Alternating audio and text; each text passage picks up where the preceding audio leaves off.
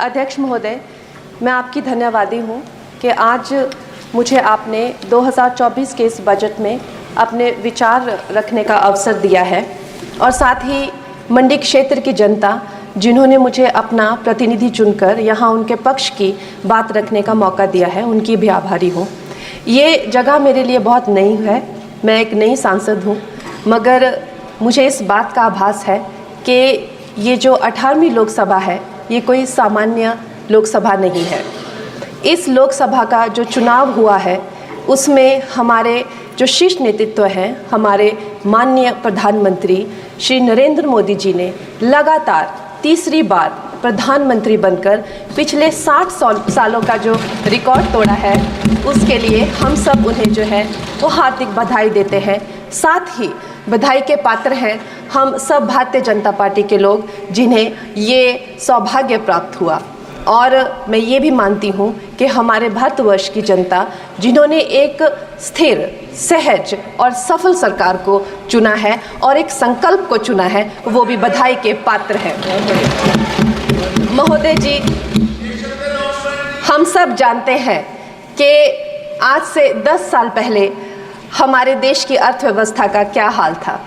आज से 10 साल पहले हमारी संघर्षशील जो एक चरमराती और एक लड़खड़ाती अर्थव्यवस्था जो कहीं 11वें नंबर पर थी और सारा देश जो है उसको लेकर चिंतित रहता था, पिछले 10 सालों में वो अर्थव्यवस्था 11वें से 5वें नंबर पे आई है और बहुत तीव्रता से जो है 3रे नंबर की तरफ जा रही है। ये जो 2024 का बजट है ये सब वर्गों को जो है वो शक्ति प्रदान करने वाला बजट है। इस बजट से जो है वो हमारी अर्थव्यवस्था को भी तीव्रता मिलेगी महोदय जी।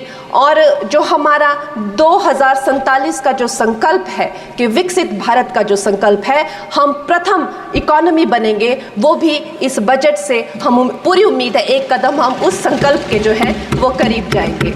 महोदय जी, पिछले साल हमारे हिमाचल प्रदेश में एक बहुत बड़ा प्राकृतिक संकट आया, एक बहुत बड़ी बाढ़ आई जिससे ना जाने कितने जन, धन, पशु, ज़मीन की हमारे लोगों को जो है वो हानि हो गई।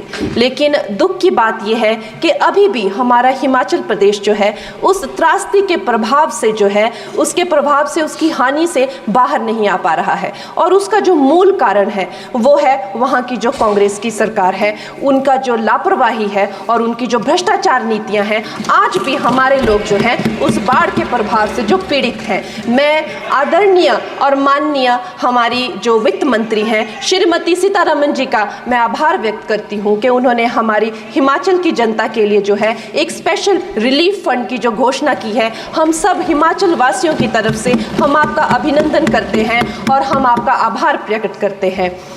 महोदय जी, मुझे ये जान के और आपको बताकर इस बात की खुशी भी होती है और खेद भी होता है कि जितना काम पिछले 10 वर्षों में हमारी भारतीय जनता पार्टी ने हिमाचल प्रदेश में किया है वो उतना काम हमारे आज़ादी के बाद 60 सालों में भी हिमाचल प्रदेश में नहीं हुआ था। आप सब हिमाचल जाते रहे होंगे। Varsha, it is her maiden speech. आप सब Himachal, Varsha, it is her maiden speech, kindly.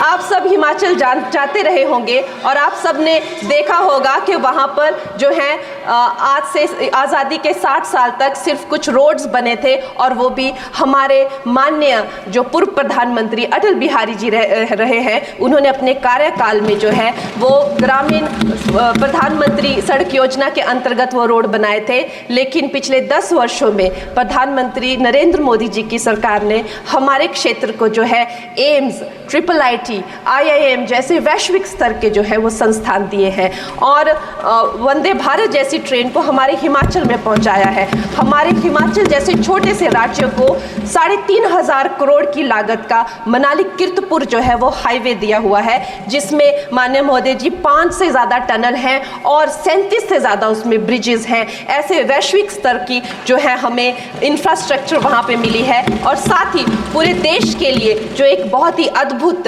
Infrastructure marble है, जैसे कि हमारी अटल टनल 9 किलोमीटर की जो वो अटल टनल है, विश्व की सबसे लंबी टनल है और वो एक सिंगल ट्यूब हाईवे जो है वो पूरे विश्व के लिए जो है एक बहुत बड़ा उदाहरण है। और उसके साथ ही 11,000 करोड़ के हाइडल प्रोजेक्ट्स हमारे हिमाचल प्रदेश को दिए हैं। अगर मैं ये सूची यहाँ पे रखूँ तो शायद आप लोगों का बहुत वक्त जो है इसमें लग जाए, लेकिन लाखों लाभार्थी जो है वो चाहे मुफ्त राशन हो, चाहे पीएम की जो है वो मकान हो या आयुष्मान हो। हमारा हिमाचल प्रदेश एक ऐसे राज्य है जो पूरी तरह से शौच फ्री है और वहाँ घर घर में जो है वो गैस चूल्हे का कनेक्शन लगा है। एक भी माता, एक भी बहन गैस चूल्हे के कनेक्शन के बिना नहीं है। और मेरा ये जो सौभाग्य है 18वीं लोकसभा में, महोदय जी, मेरा ये सौभाग्य है कि जब मैं यहाँ पे आई थी तब महिला आरक्षण बिल जो राजनीति में महिलाओं को जो है 33% आरक्षण देता है,